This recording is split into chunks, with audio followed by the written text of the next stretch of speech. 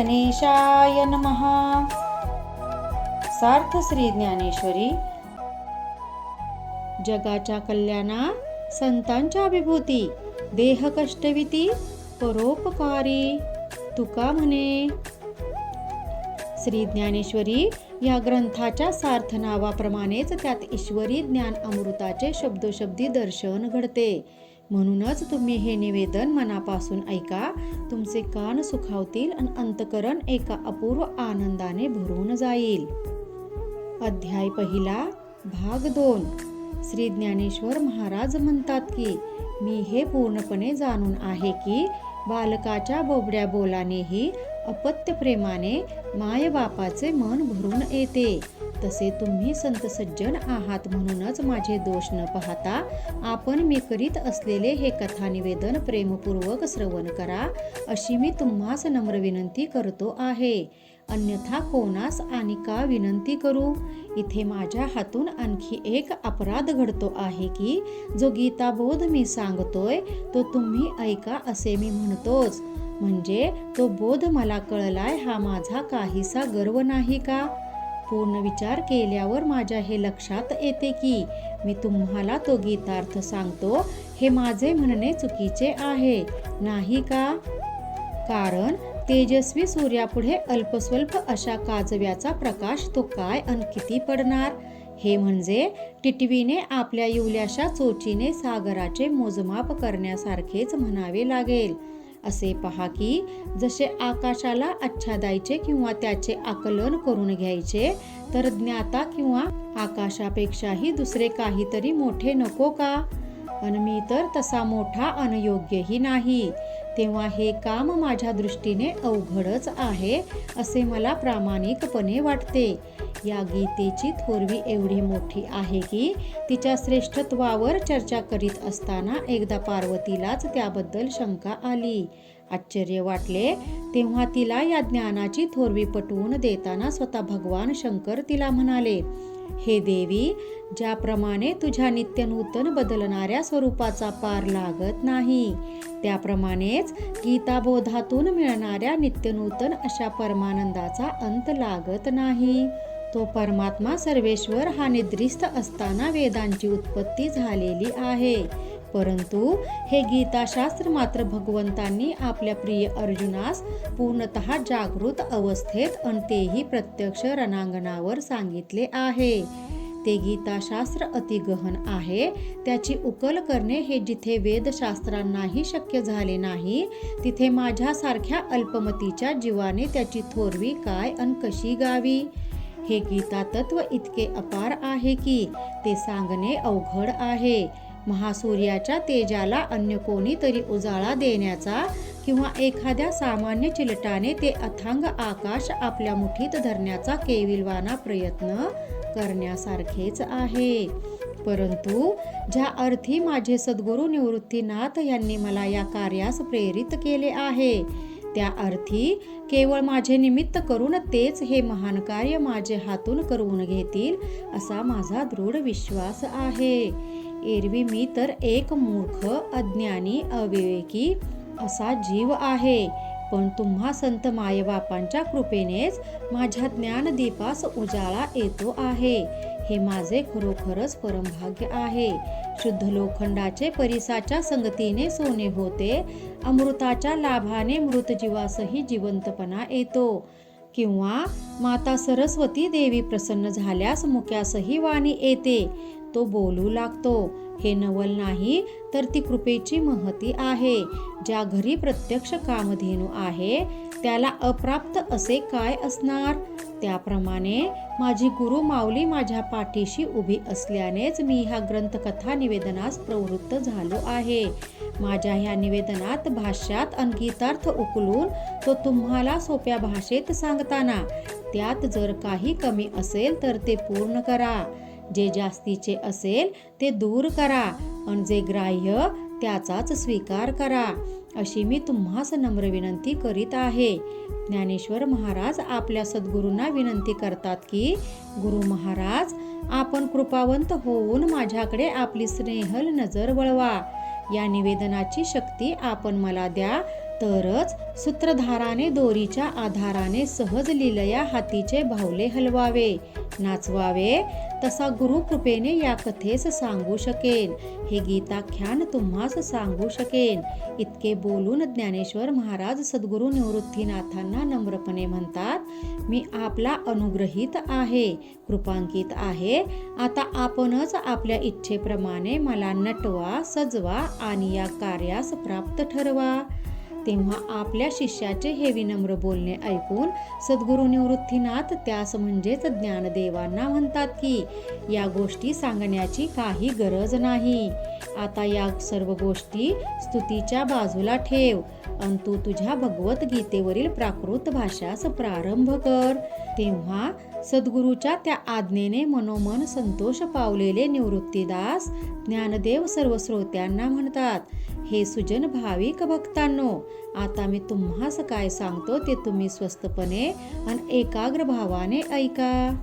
पुत्रमोहाने चिंताग्रस्त झालेला, मोहित झालेला धृतराष्ट्र राजा संजयास विचारतो की, बा संजया, अरे त्या धर्मक्षेत्रावर कुरुक्षेत्रावर युद्धाच्या इच्छेने जमलेले माझे पुत्र काय करत आहेत ते तू मला सांग. ज्या कुरुक्षेत्रास धर्मालय म्हणजेच धर्माचे ठिकाण असे म्हणतात, तिथे माझे अनपंडूचे पुत्र युद्धासाठी म्हणून एकत्र जमा झाले आहेत ना. मग दोघेही त्या कुरुक्षेत्रावर आता नेमके काय करत आहेत ते तू मला निवेदन कर. ज्याप्रमाणे कालकूट विष उसळले तर त्याचे शमन कोण करणार, तसे या पांडव सैन्याला तरी आता कोण अन कसा आवर घालणार. जसा वडवानल पेटून उठल्यावर समुद्राचे शोषण करून तो उंच आकाशाकडे झेपावतो, त्याप्रमाणे या पांडवांचे अफाट सैन्य इथे उचंबळलेले आहे. त्यांच्या सैन्याने नाना प्रकारच्या व्यूहरचना केल्या असून त्याचे सुकृत दर्शन महाभयानक अनभेसूर असे आहे. परंतु ज्याप्रमाणे सिंह हत्तीच्या कळपासही शूद्र मानतो, कसपटासमान लेखतो, त्याप्रमाणे दुर्योधनानेही या समोरच्या पांडव सैन्यास यत्किंचित मानले आहे. मग दुर्योधन हा द्रोणांच्या जवळ येऊन त्यांना म्हणाला, पांडवांचे हे प्रचंड सैन्य इथे युद्धास कसे उसळले आहे ते तुम्ही पाहिलेत ना. द्रुपदचा पुत्र दुष्टदुम्य याने चालाख डोंगरी किल्ल्याप्रमाणे जी सैन्याची रचना केली आहे ती पहा. ज्याने हा असा चहूकडे पसरलेला सेनासागर आपल्या समोर उभा केला आहे, तो दृष्टद्युम्न तोच ना, ज्याला तुम्हीच पडवून विद्येचा आगर बनविले आहे. तसेच याशिवाय अन्यही शास्त्रात निपुण अन कला पारंगत असे महावीरही इथे जमले आहेत. तसेच जे प्रचंड शक्ती सामर्थ्यवान आहेत, पूर्ण पुरुषार्थी आहेत असे भीमार्जुनासारखे आहेत, ते सुद्धा इथे जमले आहेत. त्यांच्यासोबत या रणभूमीवर पांडवांच्या बाजूने महायोद्धा युयुधान, विराट राजा अन श्रेष्ठ महारथी महाराज द्रुपदही इथे आले आहेत. ते पहा पांडव सेनेतले चेकितान, केशी राजा, नृपश्रेष्ठ उत्तमौजा अन राजा शैल्य, तो पहा कुंतीभोज, तो पहा युधामन्यू आणि तो पहा पुरुजित इत्यादी युद्धासाठी जमलेले अनेक थोर राजे. त्यानंतर दुर्योधन द्रोणाचे लक्ष एका युवक वीराकडे वेधून घेत म्हणतो, हा पहा अर्जुन अन सुभद्रेचा पुत्र अभिमन्यू, जणू काही अगदी प्रति अर्जुनच. तसेच ज्यांची गणना करता येणार नाही असे द्रौपदीचे अनेक पराक्रमी पुत्रही इथे युद्धास जमले आहेत. त्यानंतर तो म्हणतो की आता आपल्या कौरव सेनेत कोण कोण प्रमुख महावीर आहेत ते मी सांगतो ते ऐका.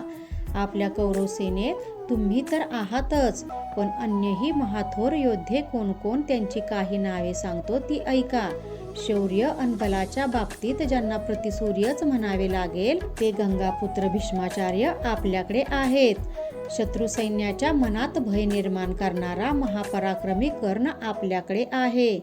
या नरवीरांपैकी एक एक जण इतका पराक्रमी आहे की जो केवळ आपल्या दृढ संकल्पनानेच सकल विश्वांचा संहार करून टाकेल. हा पहा विकर्ण आणि तो पहा अश्वत्थामा, की ज्याची प्रत्यक्ष काळाला सुद्धा भीती वाटावी. तसेच युद्धात सदैव विजयश्री ज्याला माळ घालते तो पहा सोमदत्ती भूरिश्रवा. तसेच ज्यांच्या शौर्याचा अंत साक्षात ब्रह्मदेवासही लागत नाही असे अनेक वीर आहेत, ज्यांच्यापासून अस्त्र शस्त्र विद्या ही जगात प्रसिद्ध झाली आहे. या थोर वीरांच्या तोडीचे अन्य कोणीही नसले तरी ते सारेजण केवळ माझ्यासाठीच इथे जीवाभावाने या युद्धास आले आहेत. ज्याप्रमाणे एखादी पतिव्रता स्त्रीपतीस सोडून जात नाही, तसे हे सर्वजण केवळ माझ्यावरील अतूट प्रेमाने मला आपले सर्वस्व मानून माझ्यासाठी म्हणून इथे आले आहेत. माझे कार्य हे स्वामी कार्य म्हणून माझ्यासाठी प्रसंगी स्वतःचे प्राणही पणास लावून ते इथे आले आहेत. हे सर्वजण असे महावीर आहेत की जे युद्धकला निपुण आहेत, त्यांनी चातुर्याने कीर्ती संपादन केली आहे. इतकेच नाही तर केवळ पराक्रमानेच शास्त्रधर्म प्रसिद्धीस आला आहे असे हे थोर वीर आहेत. या आणि अशा प्रकारचे आपल्या कौरव सेनेतही अनेक पराक्रमी थोर योद्धे आहेत की कुणाकुणाची म्हणून मी नावे सांगू. त्यात विशेष म्हणजे क्षत्रियांच्यात श्रेष्ठ अन सर्व योद्धामधले जे प्रतापी भीष्माचार्य, त्यांच्या कलेने आपल्या कौरव सेनेचे अधिपत्य सुपूर्त केले आहे. त्यांनी आपल्या युद्ध कौशल्याने आपल्या सैन्यदलाची रचना सुद्धा एखाद्या किल्ल्याप्रमाणेच केली आहे. त्यांचे अस्तित्व म्हणजे आपल्याही कौरव सेनारूपी सागरास लागलेला जणू काही प्रलयकाली वडवानळ आहे. जणू आधीच प्रलयाग्नी आणि त्यात आणखी वाऱ्याची भर, तसेच आपल्या सामर्थ्य शक्तिवान सैन्यास त्यांच्या अधिपत्याची जोड मिळाली आहे. त्यामुळे आमच्या सेनापती आणि सैन्य ह्यांच्यासोबत युद्ध तरी कोण अन कसे करणार. कारण आमच्या तुलनेत पांडवांचे सैन्य तर अगदी थोडेच दिसते. त्या पांडव सैन्याचे सेनापती पद हे सुद्धा त्या भीमसेनानेच सांभाळलेले आहे असे बोलून दुर्योधन सुद्धा सावध झाला. मग पुन्हा एक वार आपल्या सैन्य सेनापती आणि योद्धे यांच्याकडे नजर टाकीत तो सर्वांना म्हणाला, आता आपापले सैन्य हे संग्रामासाठी सज्ज करा. ज्या ज्या महारथींकडे जो जो सैन्यदल भार आहे त्यांनी तो घेऊन आपापल्या नियोजित जागी उभे राहा. आता यापुढे प्रत्येक वीर आणि त्यांचे सैन्य ह्यांनी सेनाप्रमुख भीष्मांच्या आज्ञेप्रमाणे पुढील सर्व हालचाली कराव्यात. तसेच तो द्रोणाचार्यांनाही आता तुम्ही तुमच्या अधिपत्याखालील सैन्याची देखरेख करा असे म्हणाला. मग तो असेही म्हणाला की या युद्धात माझ्या इतकीच भीष्मांचीही काळजी घ्या, कारण आपल्या सैन्याची भिस्त त्यांच्यावरच आहे. राजा दुर्योधनाचे हे बोलणे ऐकून भीष्मासही मोठा आनंद झाला, संतोष पावला आणि त्याने सरसावून पुढे येत प्रचंड मोठा असा सिंहनाद केला. तो सिंहनाद दशदिशात इतका दणाणून गेला की त्या प्रतिध्वनीने अवघे अवकाश व्यापून टाकले. तो नाद ऐकला मात्र भीष्माची वीरवृत्ती उफाळून उठली. त्याने सुद्धा आपल्या जवळचा दिव्य शंख वाजविला. ते दोन्ही शंखनाद आणि त्यांचे प्रतिध्वनी इतके दणाणले की त्याने जणू सारे त्रैलोक्य बधीर झाले. आता त्या नादाने आकाशच जणू कोसळते की काय असे वाटू लागले. त्या नादाने आकाश गडगडले, सागर खवळून उठला. सारे विश्व भयंकर विनाशाच्या भीतीने थरथर कापू लागले.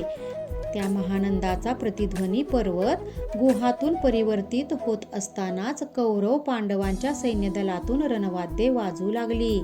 त्या नाना प्रकारच्या रणवाद्यांचा ध्वनी इतका भयानक होता की तो आवाज ऐकून मोठमोठ्यांनाही तो जणू महाप्रलयच वाटू लागला.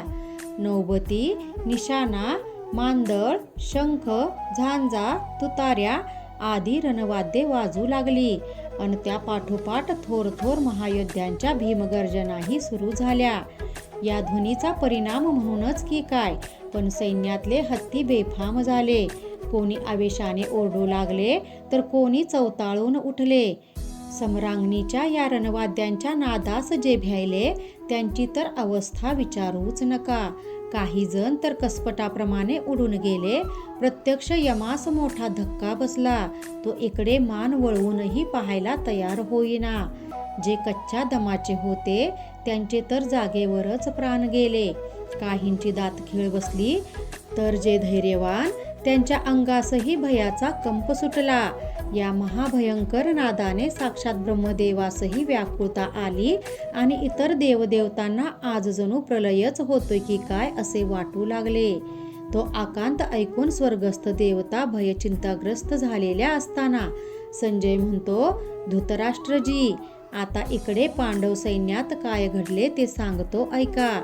त्याच वेळी पांडवांच्या सैन्यात जो विजयाचा गाभा होता, महातेजाचे भांडार होता, ज्याला गरुडाप्रमाणे वेगवान असे 4 अश्व जुंपलेले होते, मेरू पर्वताप्रमाणे जो श्रेष्ठ होता, ज्यास पंख होते, ज्या दिव्य रथाचा सारथी साक्षात वैकुंठीचा राणा, द्वारकेचा राजा अन जो अर्जुनाचा पाठीराखा होता, तो श्रीकृष्णच या रथाचे सारथ्य करीत होता. त्या अर्जुनाच्या दिव्य रथाचे वर्णन ते मी काय करू.